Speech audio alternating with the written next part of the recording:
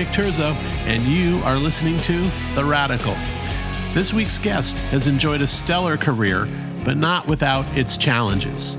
Having launched his career in a band that rode the wave of 80s new wave and pop with 4 top 10 hits, he experienced a band breakup that led to much circumspection in launching a solo career that has only strengthened and endured over the past few decades, leading to some acting, some storytelling, and some great new music. Today, he releases a new record, I Just Don't Know What to Do With Myself. Songwriter, musician, and raconteur Colin Hay comes aboard to discuss Men at Work, his solo career, his dad's continuing influence, and the good fortune of being Scottish. Coming up, my conversation with Colin Hay.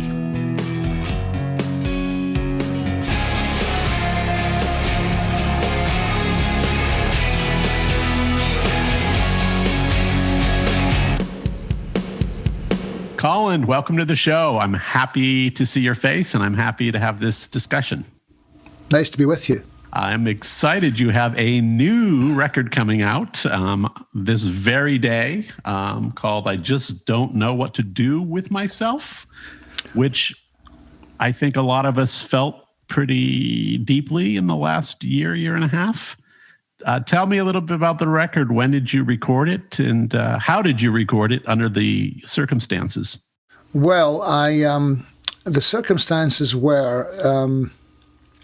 I was sitting downstairs, exactly where I am at this moment. I call it the basement, but it is a studio. And my mother, when she was alive, and when she came to visit me, she called it the washroom because there's a washing machine in it. And so it doesn't matter how much studio equipment you have in here. If there's a washing machine and dryer within sight, it's the laundry or the washroom, you know. So she would say to me, "I'll just be down in the washroom, son."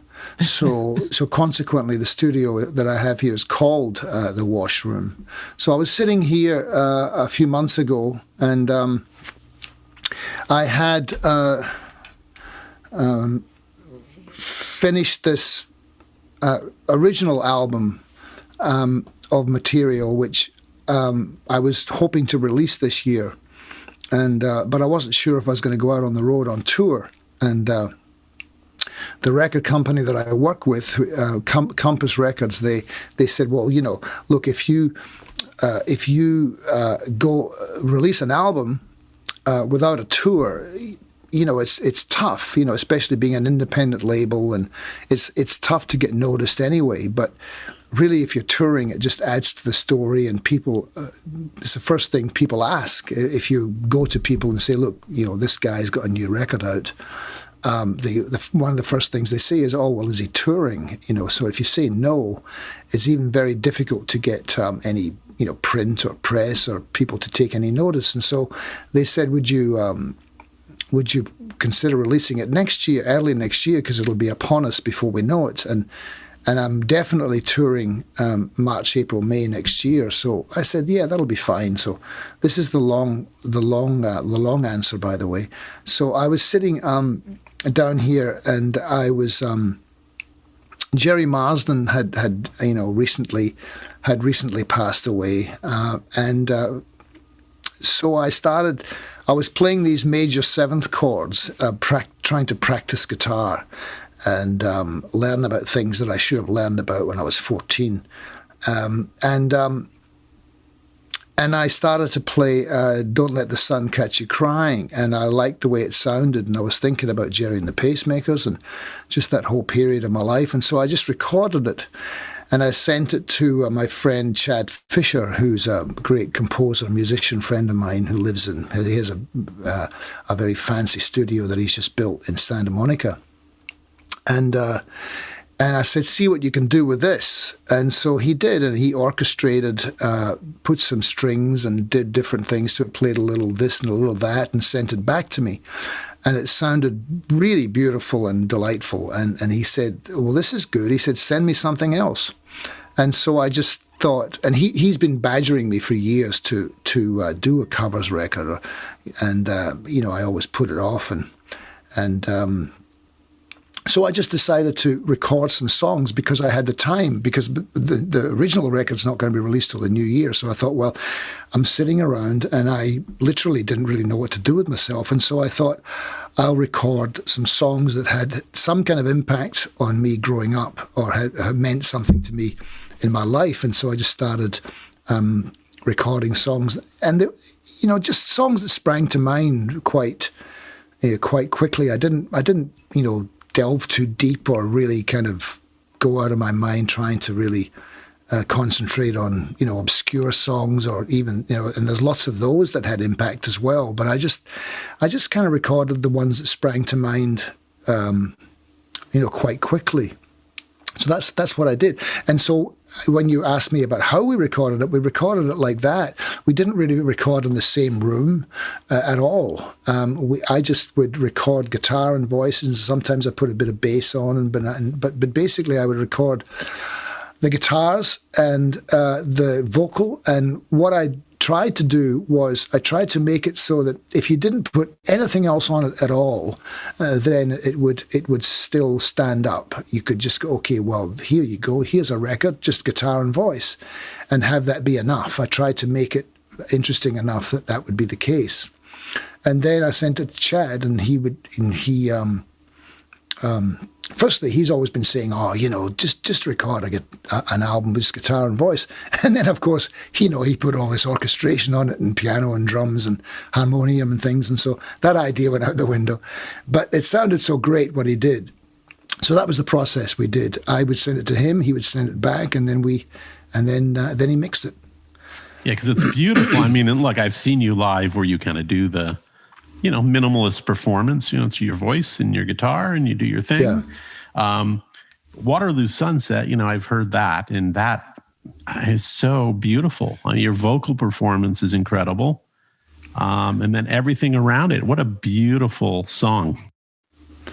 Well, yeah, exactly. I mean, it's one of the greats, truly one of the greats. And that was playing in the sound system when I was 14 and leaving Southampton docks, getting onto the Fairstar ship in the Italian line, the Sitmar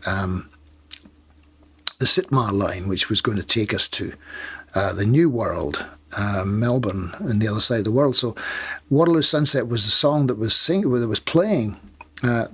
That, and also We Got to Get Out of This Place also seemed to be the song that they were playing through the system.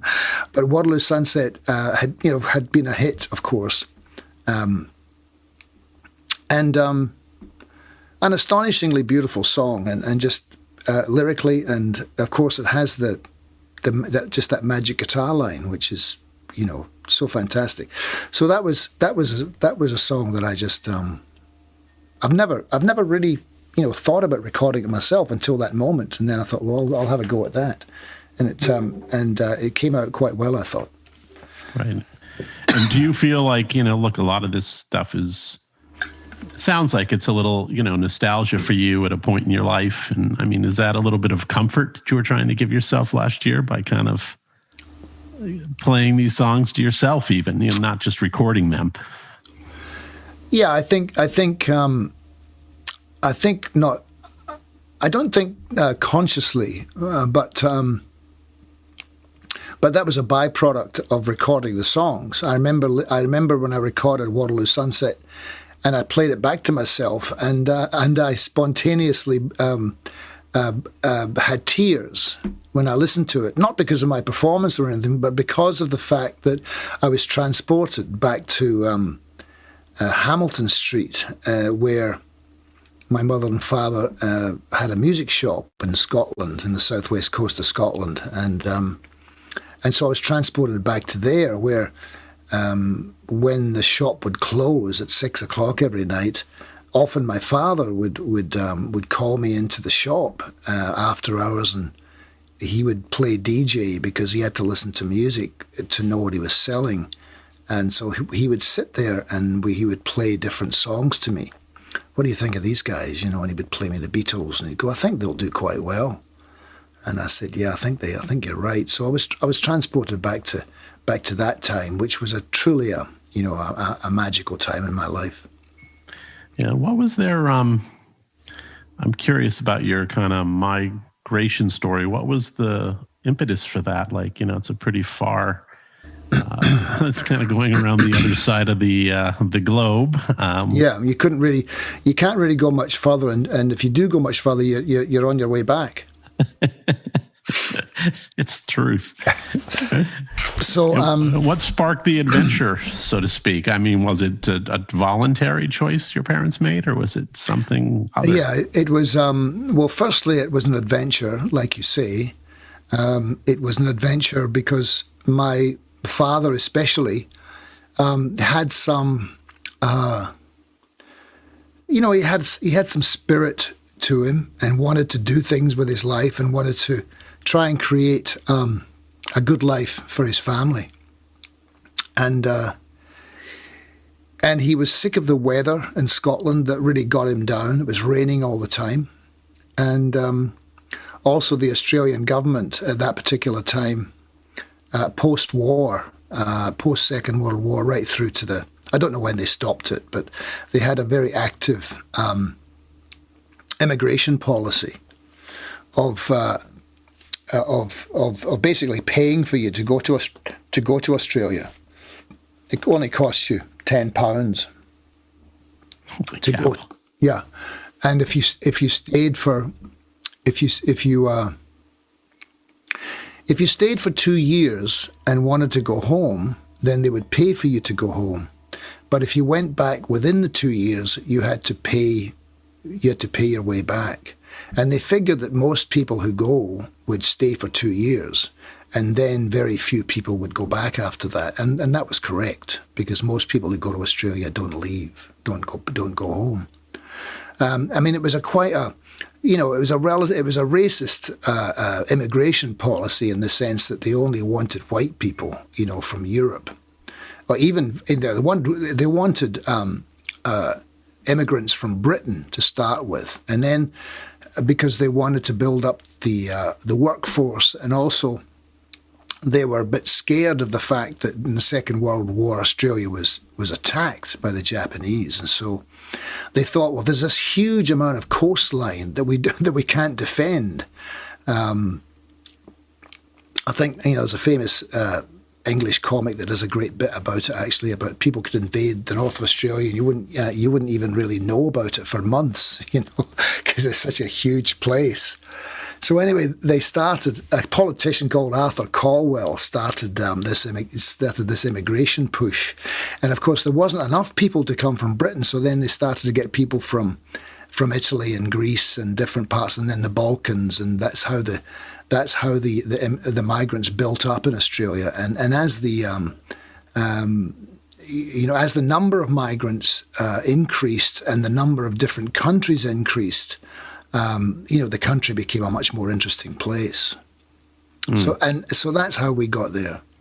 Yeah. Do you think that in any way informed, when you're a musician, a little bit of a nomad anyway, right? That's kind of what the career requires in some ways. And, when I was a teen, my parents moved me around, after being settled for 14 years, and we moved around. Yeah. I kind of feel like it added to my curiosity in the world and kind of lessened the fear of going to new places. Do you feel any of that with that particular move? Yeah, I think, it completely blew my mind when I went to Australia. I mean, I was 14 years old. And, I mean, I was lucky in the sense that, I spoke English, although with a Scottish accent. So, there's a lot of people who didn't really know what I was saying. But apart from that, I was treated pretty well. I didn't suffer much, bias or prejudice from Australians, although a lot of people did, depending on where you were from, And the people that I met, the kids that I met, were amazing because they in Scotland, it's a great place, but it's very socially entrenched, religiously, socially. The class structure is very, it's very apparent. Whereas in Australia, there is a certain amount of class structure, but it really was much more egalitarian. It was much more. Somebody with immense wealth could be, just wandering around on a Saturday with, flip-flops and shorts on. And how people looked had no real, direct bearing or reference as to their standing in life, So the kids that I met were just they were much freer than when I was growing up in Scotland. People that I met, the kids, they would go surfing, and they would drive down to the surf, and they didn't even have car licenses, They had cars. They were 16, and their parents, I don't know whether their parents knew, but they would just drive down the coast and stay there, just sleep on the beach, and drink and smoke weed, and go to school. But everything was just, there was no big deal, and you'd go down to the ocean, and the ocean waves were massive, and the weather was incredible, and the girls were beautiful. It was just amazing. It was just amazing. It was completely different from how I was brought up, Scotland. Fantastic. And I assume, with your father's kind of interest in music, that they encouraged you? I mean, did they they want you to play an instrument? Did they not? Or is that just you on your own? I mean... Well, in Scotland, everybody sings, really. Most people, I say most people, there's a lot of people in Scotland who are musical. And I think there's a tradition of it. There's a tradition of... Billy Connolly has a great comedy bit about it too, about, that's how you get into a party, is your ability to be able to sing a song, Otherwise you don't get into the party, because if you go to a party, you have to be able to sing. So I think there's a little bit of that, But my father was on the stage when he was young. He was a singer and a dancer and what they called a child prodigy. And he was a beautiful singer, my old man. And it was very charming, was very funny, and indeed, I think, was a good writer, although he never wrote. He wrote a few things on bits of paper that he would show to me later in his life. He would, I'd go, I'd go home, and he'd be sitting there, and he goes, "Hey, what do you think about that guy?" He goes, "The guy with the pigtails, that guy, Snoopy Dogg. He's good, that guy. Have you seen him?" And then he would go, "I wrote a wee verse. I was listening to a song and I wrote a verse." And so he would write different rhymes, when he would hear music on the television. Anyway, to finish answering your question, my mother and father were both. It was in the genes. My mother could sing and my father could sing, and indeed they did. And they were both beautiful dancers. And I didn't inherit that great trait, really. But and encouragement, it was paradox. Well, it was, I don't know if that's the right word. It was.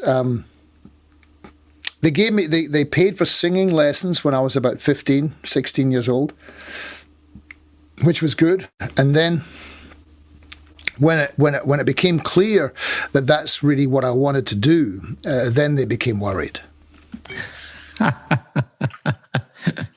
So it was fine if it was a hobby, education or hobby. Yes, once it was going pro, not so good. Not so good. No. Yeah. What did I want to ask? So, look, I don't want to go back, because you've talked about this probably 15 million times, and go through your history of men at work. That just wouldn't be fun for you.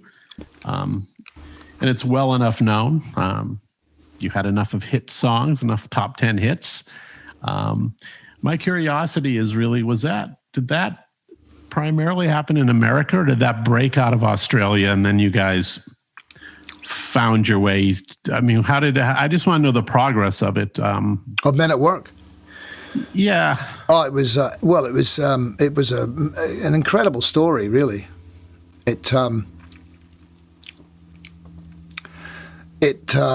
We were a Melbourne-based band, and we had a good band of interesting musicians and interesting personalities. Ron Strikert, the other guitar player, was very inspiring to me, as he would create these soundscapes and very interesting writer. And so he opened my mind up to a lot of things and made me a better songwriter, I think.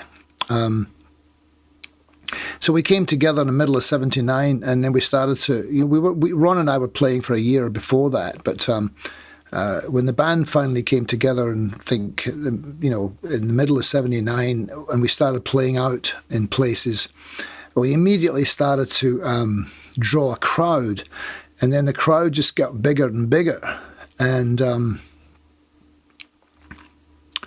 we had to move to different venues, bigger venues, and so we did that for about 2 years.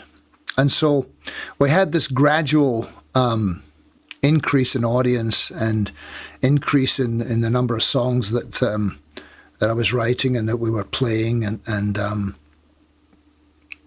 and so we felt we were on our way, in a very humble way, but still, we didn't have a record deal or anything, but we were playing to maybe, 1,000 people, which was a lot of people to put into a room without any kind of record deal or anything. People would just go, okay, and it was usually on a Thursday, Friday, Saturday. We played 6 nights a week in different areas of town, in suburbs and then in the inner city as well, which were the more hip places to play. But we played a lot of places, and then we got a deal with CBS Records then, which became Sony, and they gave us a deal for a single. So we made "Who Can It Be Now," which went to number 2 in Australia, and then there was synchronistically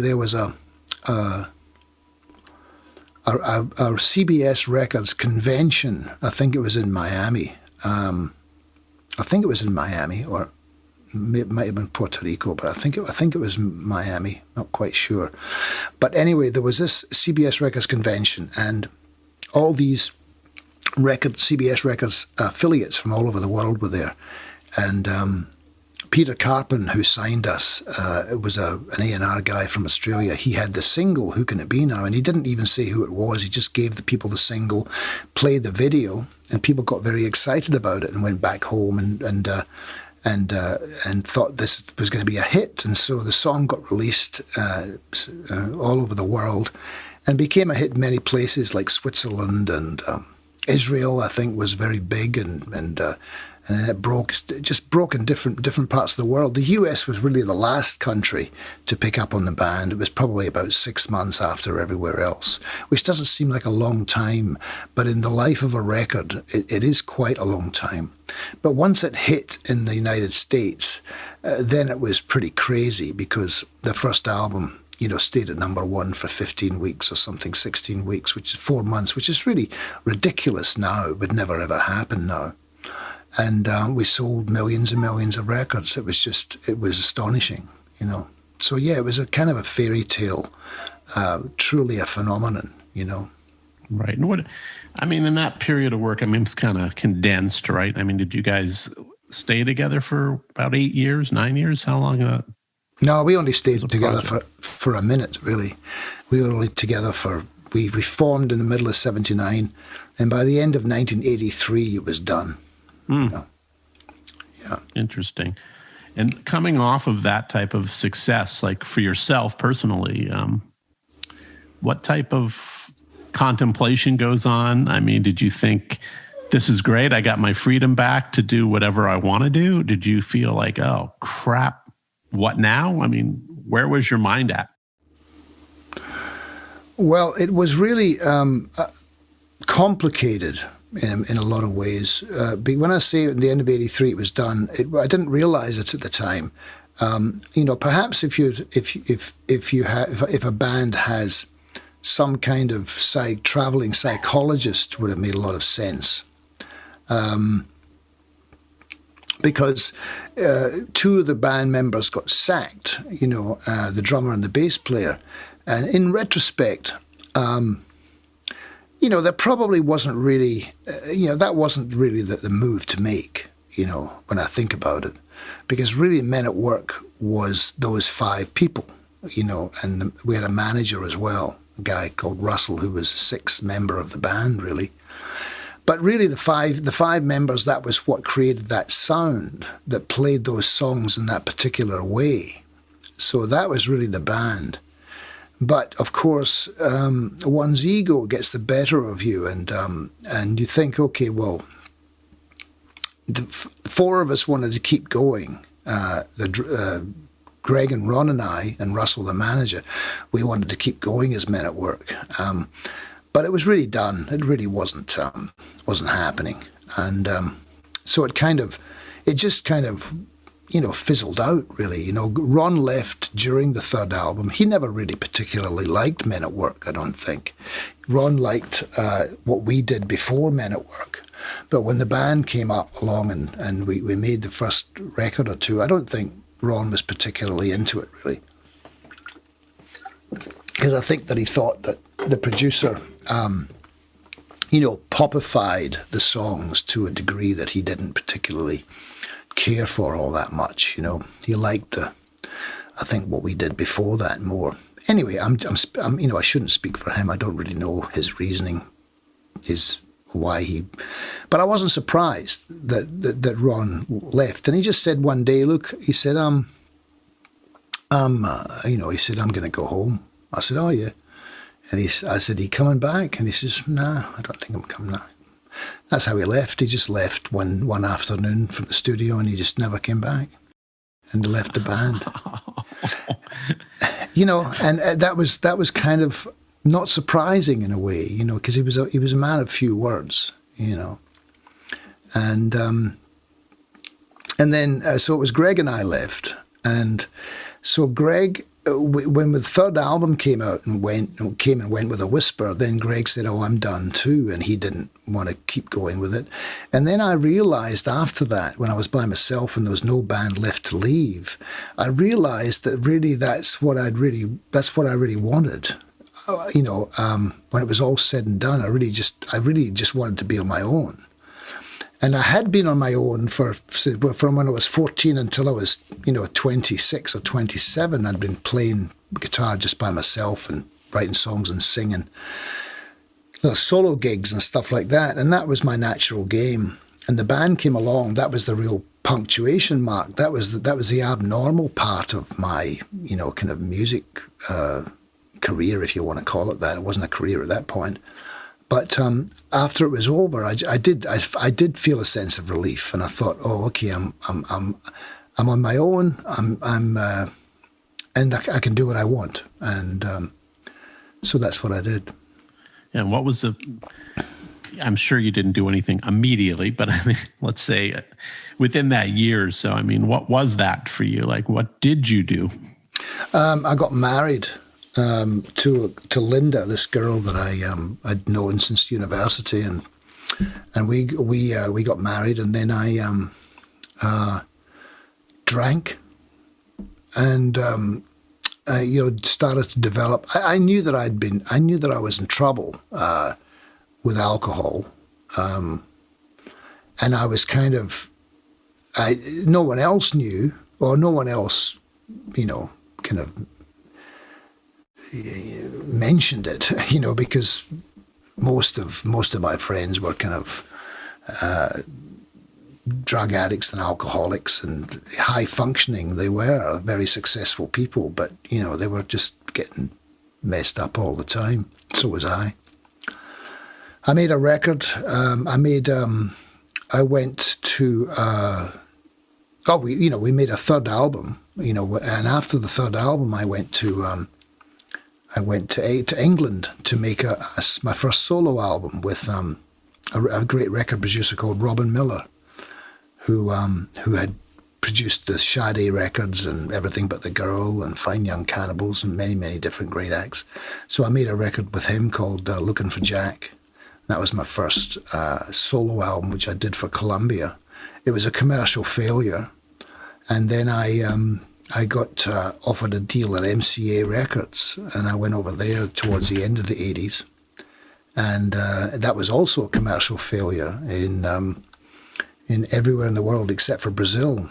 And then, so around 1990, 91, I got dropped by MCA Records, which coincided with me moving to California. And I moved here, and then I just started basically with a clean slate. I had no record deal, nothing, no agent. And so I just thought, well, what will I do now? And so I just started doing gigs and making records at home. That's what I've been doing ever since. And so you're talking about the drinking stuff. I mean, was there a sobriety moment then that happened? I mean, how did you California's another big move from, I mean, it is from Australia. Yeah. It isn't if you're a touring rock star, I mean, in a way. Yeah. But I mean, where did you get the discipline, like with your creativity, to kind of like just stay very focused as you have? Well, it comes upon you. I think that it's not something that I consciously conjure up. And in many ways, I sometimes kind of put it off, just wander around and, pretend that I'm not a songwriter anymore, that I'm done, and everything that I did pretty well. I wrote some hits and, some songs that people like. But then these ideas pop into your head, and you just kind of find yourself sitting around following them. And then you just kind of, I've got some nice toys down here in the studio, so I just start messing around with those ideas, and a couple of people come up, and all of a sudden you're working on a record. It's not something where I feel like I'm particularly focused. I just feel like I'm kind of it's what I do. It's what I've always done. So I'm just trying to do it better. Right. Was there a point, since this is a bit of a lonely game sometimes, was there a point where you felt like, hey, you know what? This is precisely what I wanted to accomplish. You know what I mean? I've got the right size audience in front of me. They're responding to my material. I'm writing great material. Like, when did that moment kind of as a solo artist happen for you? Well, I've had lots of moments like that over the years. And they're all kind of, on face value, they're small moments because they're personal moments, and they're not necessarily in front of big crowds or anything like that. But they're just moments where you kind of feel like you've hit a mark. Just where that performance, you know that it's done what you wanted it to do. Because you can feel it. I remember playing at the Birchmere in Virginia, which is a gig that's been around since the 60s, or maybe even before the 60s. But and for some reason, I always did quite well there, and I just remember standing on the stage at a sound check, and I'd been there many times before, but I was standing on the stage, and it was the same crew who were always there when I come, and they were happy to see me, and I just kind of done the sound check, and I just was on the stage, and I just had one of those moments where I thought, oh, okay, this is exactly what I'm supposed to do with my life. And it was you have those moments of euphoria. They're fleeting, and then they come, and then they just go. But it was particularly strong. I could feel it, and so you have those moments where you just think, oh, I'm on the right, I'm on the right path, and sometimes it's a bit elusive, because when I first started to do it, I thought, I was still a bit of a slave to my past, where I thought, selling millions of records and being number one for 16 weeks was my yardstick, and I wanted to get back up to those lofty peaks again. But it's so stressful, It's like drinking, where you try and manage your drinking, or where you try and monitor it and make sure that you're not drinking too much and all that. It's so stressful. And then you just think, if I just stop, and then, like all true alcoholics, you just go, well, I just won't drink today. Then it takes the stress away of it's just that immediate. It brings it down to the present.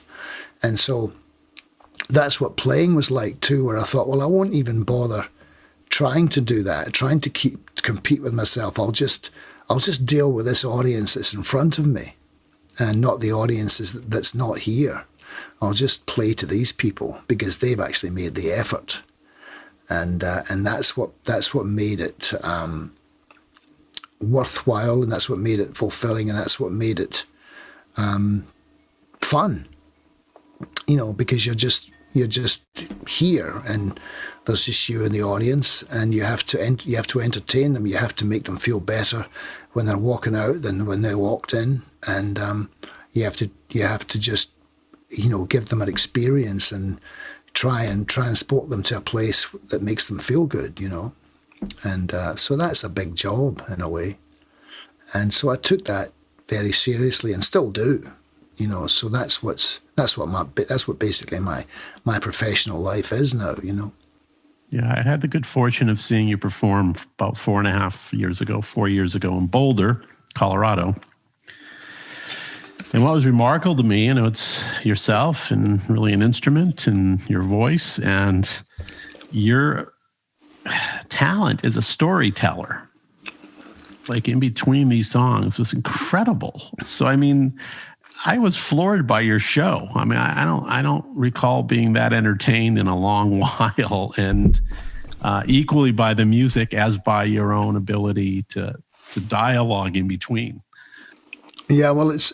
I think that my old man had that, really. I think I get that from. Well, again, I think that's part of your DNA if you're from Scotland. People in Scotland enjoy a story. They enjoy listening to a story, and they enjoy telling a story as well. And there's a tradition of that. And my father was, he was a funny man, and very charming, and could tell a good story. And so, I look at myself in a mirror now, and I don't even see myself anymore. I just see my old man. I just see him. And it's funny because when he died in 2009, and I was on stage in Glasgow, about 20 streets away from where he was born. And I thought, what are the chances of that? It was a very, very intense night. But after he died, and I continued to do the solo shows, it was weird. I think that when somebody dies, that you have. First of all, I had a deep love, for both my parents. But I had a very, very volatile relationship with my father, of all my life. It was not easy. And, but there was this real deep connection, deep love, in a kind of so after he died, he seemed to inhabit me. He seemed to I let him. I didn't want him to die. I didn't want to forget about him. I wanted to bring him up in all the detail, good and bad. I wanted to remember all the things that had happened between us. And so he seemed to inhabit my body. And even when I was performing, I would let him inform me often about how to perform. And so basically, there seemed to be some kind of vaudeville aspect to how I let myself perform. I thought, well, I'm not going to try and control this too much. I'm going to just, let whatever comes into my consciousness, come through, and especially in the storytelling. And he seemed to. I was kind of buoyed by him. I kind of felt more confident because I was, carrying on some kind of family tradition. That's beautiful, actually. I love that. And the fact that you were in Glasgow on the night to kind of send him off. Yeah, I was wild. I was upset that I wasn't home with him because I should have gone home. But my sister, who was with him in Melbourne, she said, well, I said, well, will I come home? Because I was on tour. And she said, well, what are you going to do? He's not conscious. They don't know if he's going to come out of it or which way it's going to go. So he could regain consciousness, or he could just go. Well, what are you going to do when you get here? Just sit around and with me, and she had a point. But at the end of the day, I should have gone home to say goodbye to him, but as it was, I was in rainy old Glasgow, with the sleet coming down, thinking, oh yes, now I completely understand why you left. I have a sneaking suspicion he would have endorsed you being there doing what you were doing. So I know, there is that. Yeah. So before we wrap up, I know you did on your own YouTube channel, you did something called Tuesday Talks, which are kind of cool. Right. I've caught a few of those. Is that something you did kind of more primarily during the lockdown last year, or were you doing those ongoing prior? No, I was doing them because I work with a guy, John Luini, his name is, and he comes up with some things that he thinks might be a good idea for me to do on social media. Left to myself, I would probably be a lot more reclusive than I already am. But I like to spend a lot of time by myself. But he says, and I did a streaming show. I did a Men at Work show last year. The same band that I have when I go out and tour, like when I'm going out now, I'm going out to, on tour with this band. So it's the same band, but I'm just decided to do some Men at Work shows with the same band. We're just playing a Men at Work set list because people seem to just want to see that. They don't really care, who's in the band, as long as I'm there and as long as they hear those songs, and this band plays them really well. And so I did that streaming show, and then John said, well, okay, the songs sound really great. Why don't you just split them up and we've got all the masters and just, talk about each song. I've never really done that before, ever really just talked about, okay, where the song came from. So it made me think about it. But people have just been people seem to have responded to it really well. No, they're fantastic. I mean, I love them. I mean, so accessible, and it is fascinating to watch you break down those songs. I mean, for me, so and it seems like others too. I'm not the only one there watching. Yeah, so. Exactly. And how do you feel, like touching on that real quick? The social media thing, is it friend or foe? I mean, has it been helpful to you? I mean, as you've kind of taken more control of your own career, has it made it easier to find an audience, harder? Is it annoying? Is it great? I think it's definitely a friend. If you find something to do that's comfortable. There's nothing worse than kind of, you should do this because that's what people are doing. I don't know how to do that. I don't really know what you're talking about. Or, so it's not for, I just basically do things that kind of make sense to me. And sometimes like those things you're talking about, just kind of made sense. I was sitting around the studio and I just thought, okay, I just turn on this machine and can you talk about this song? Can you talk about that song? So it was a fairly natural thing to do, Right. Awesome. Well, I'm excited for the new record. Congratulations. Thank you. I look forward. When does your touring start? Does it start this year or are you going next year? Well, we're on tour. I think this is when is this going out? This is August 6th. Oh, we've done a couple of shows and they were marvelous. We're out right now. Yeah, we're killing it. I wouldn't imagine anything other than that. So congratulations. Thank you very much. All right, mate. Thank you so much for your time. Pleasure. You're always just lovely. People have to see you perform live. It's a fantastic evening. I mean, seriously, it's full on entertainment. It's great. So yeah, thank you so much. I appreciate that. My pleasure. Stay healthy, Colin. Okay, you too. Thank you. Bye. Thank you for listening. This show originates from the podcast capital, Austin, Texas. My producer is Sean O'Neill. Visit theradicalpod.com for updates and even some merchandise. Also, please subscribe at Apple, Spotify, Stitcher, or wherever you listen to your podcasts. And I also ask that you please share episodes with your friends so we can continue to grow our community. See you all again next Friday.